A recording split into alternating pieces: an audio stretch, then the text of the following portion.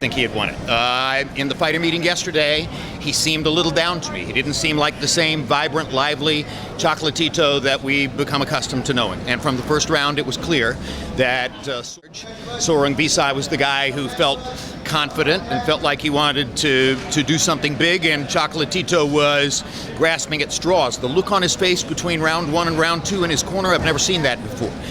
He looked discouraged, even though nothing much had happened in the first round.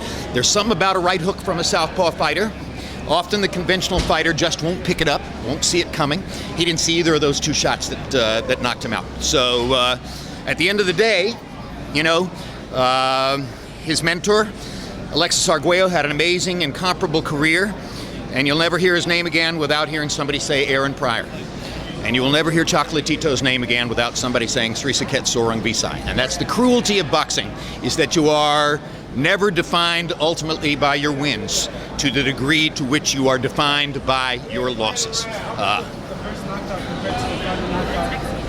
you tell that he was going to get it from the first one and then the second one? I think you could tell after the first one it was only a matter of time. I mean, I think it was abundantly clear. You could tell that he wasn't the same guy, that it was only a matter of time, and that, you know, Sorong Visai he's a live wire at this moment. He's full of himself. I mean, they may both be 30 years old, but it isn't the same 30. And so, you know, as Sorong Visai, he'll probably take a match against Estrada.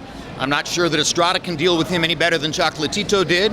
The question is, how long can he stay away from Inoue? Because Inoue is one of those spectacular, you don't see it very often type talents. He's amazing. As an event, triple header, Superfly, what grade would you give it? I'd give it a 31 plus. I mean, it was just great. It was an electric environment. But how can you go wrong? This arena, the people who come here, these fans know boxing, they love boxing, they understand what they're watching. It's always great to be here. The fighters rise to the occasion. The only guy who wasn't able to rise to the occasion tonight was Roman Chocolatito Gonzalez. And you know, I love him, and I thank him so much for everything he gave us up till tonight. They're in the car. Team member Andre Ward, just tell us about his contribution today. What was behind it? Andre Ward is a perfectionist. Sometimes I worry that he's too much of a perfectionist, because in broadcasting you kind of have to, you know, let your personality come out and let it flow. Tonight he did that, and I thought he was really good. He had a good night. So, you know, and it's a momentary thing. Roy had something to do. Roy Jones is still our staff expert commentator, but it's nice to know that if Roy can't be here, we can turn to somebody as intelligent and competent and qualified as Andre Ward and get great work. Did you have a conversation outside of the commentary, and if so, did Andre Ward tell you possibilities of what's next for him?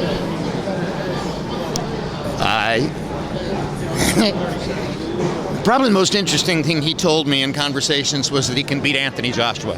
Can I ask you one quick question right here? Radio Raheem with Jim Lampley. As usual, you have some fascinating comments post-fight. I have to get your thoughts on McGregor-Mayweather. I know we called it an event, but everybody did watch and people were satisfied. How'd you feel? I haven't seen it. Okay, so I mean, I saw the stoppage. That's all I saw, and I saw the CompuBox numbers, which told me what happened in the fight. And I think Floyd did a brilliant job of, you know, doing what he wanted to do to win the fight and giving the MMA wish clientele something to hold on to. Oh, Conor won 3 rounds. I was amazed at the number of boxing experts who accepted the notion that Floyd is actually retired. Why would he be actually retired when you can make that much money that easily?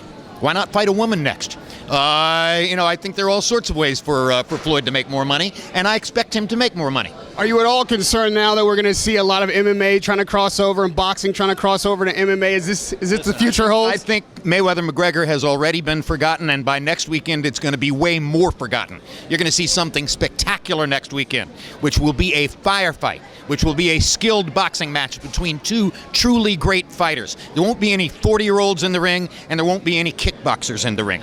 So I'm looking forward to next week. And lastly, Jim, we've got a heavyweight battle royal that should be matching up with Anthony Joshua and Pulev, and hopefully we get Ortiz and Wilder. Who comes through that bottleneck? Who will be the superior heavyweight champion? I think Joshua has flaws, but I think they're the kind of flaws he can overcome. I think Joshua is special. I expect him to emerge from whatever thicket we see in the next couple of years, and I firmly believe, I could be wrong, but I believe Anthony Joshua is going to be your heavyweight king for a long time, and someday you're going to be talking about him as a truly historic figure. Jim, I always appreciate the time. Thank you so much for stopping. Radio Raheem with Jim Lampley.